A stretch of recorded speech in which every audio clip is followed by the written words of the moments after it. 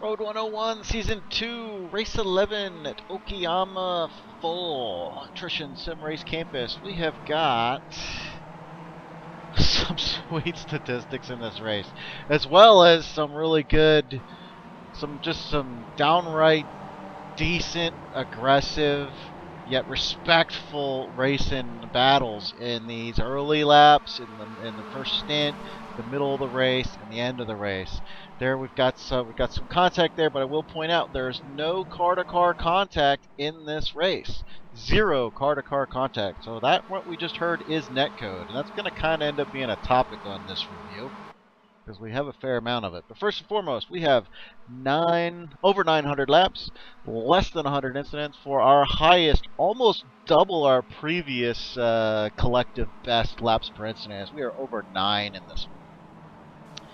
There's another netcode contact, as we again zero car-to-car contacts in this race.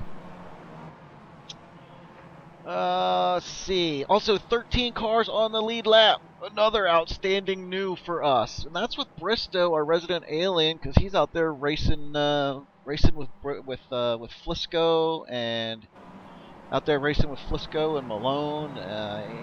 So we've got a serious pace setter out there, and we got 13 cars on the lead lap, barring a couple received throughput failures there at in just the last few laps.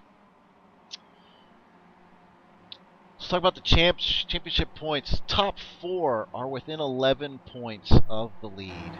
There is literally an anything goes here for next week's final race, where we are following the Production Car Challenge Series at Daytona 2007. It is the free track, the free Daytona track. Daytona 2007 Roval. And so there's three cars, second, third, and fourth place. Ronnie, Marlin, Shepo, all within attacking distance to keep Bristow. He's got to show up and put down another one of his top races in order to drop another race and get his best 6 up in order to hold on to that championship title.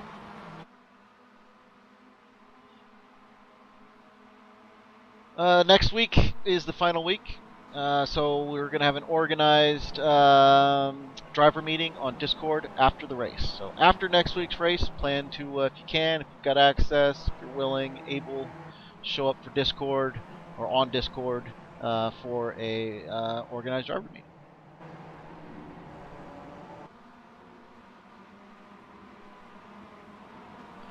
No penalties tonight. This is a 0 penalty race. I'm going to talk a little bit about the netcode, and then we've got one wrecked car incident to review where no penalties are assessed, and then we'll do a little informative on bringing limping a car back to the pits. Netcode number 1. Boom! We have basic rules on netcode. First, let's get way up in there. Ooh, inappropriate touching!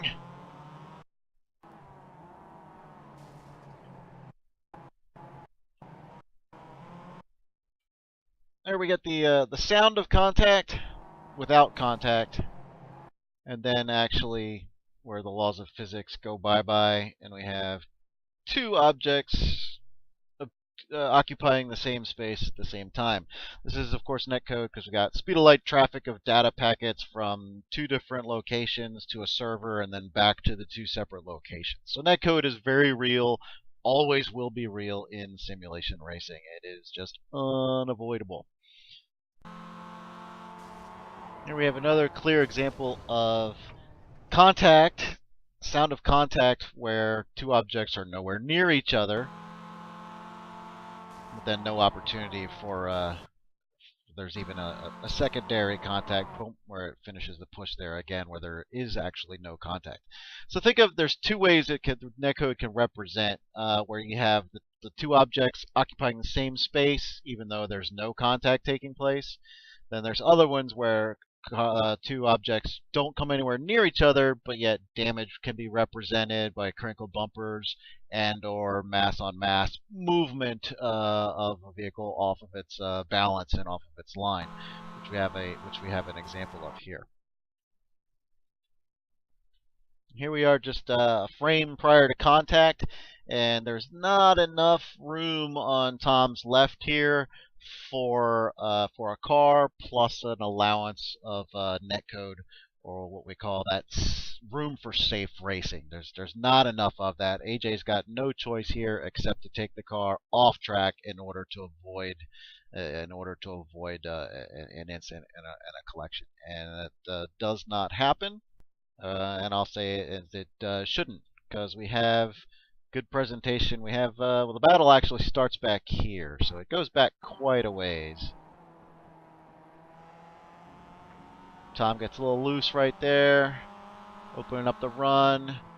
AJ doesn't want to go on the hang on the outside. Takes a look in for the cutback. Gets the run here. Here we have presentation. We have good presentation, nearly best presentation. And maybe I'll just let that play.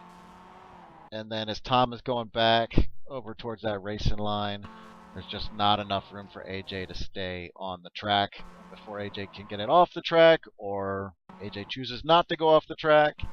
The contact has occurred. So no penalty here, because there's no fault or share of fault on AJ at this point, so it's penalty enough that we have race-ending damage to Tom. Now let's bench the netcode discussion. Actually, no, I do want to say one thing. I work on a tire principle or a tire wheel principle. Put a car or slap a couple tires on the outside of your car, on your right and left side of your car, and roll one forward and backwards to the front and the back. And give yourself a buffer around your car that you always is going to be required for that room for safe racing. Now, when limping a car back to the pits, a driver's got to find out where the limits are on that car. You want to get it back fast, but you want to get it back safe. Primarily, you always want to get off the racing line.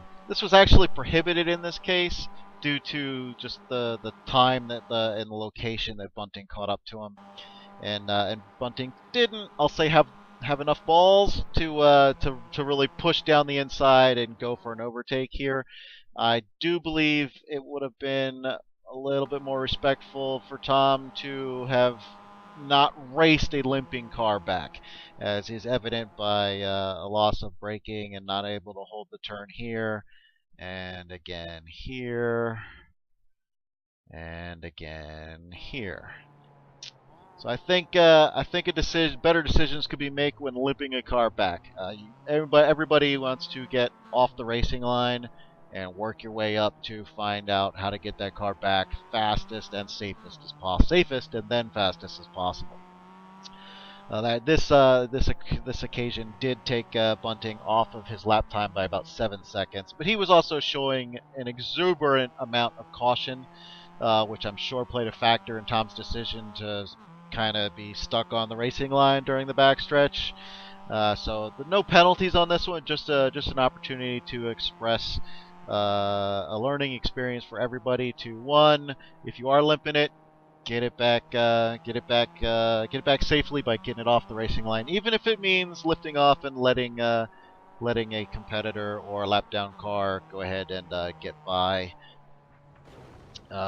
before. Whoops. Here we have a nice safe rejoin. So yeah, if you're limping a car back, first and foremost is safety. You want to get it off the racing line. If you find yourself trapped on the racing line, get off the throttle, let the cars you're nearby get by, so that they can get back to racing their race without having to show an exuberant amount of caution due to the unknowns of a broken car being right in front of them, who appears to be racing it near recklessly back to the pits with a couple of loose spins there. As we can see, Bunting is doing in this case here, as he's getting his car back.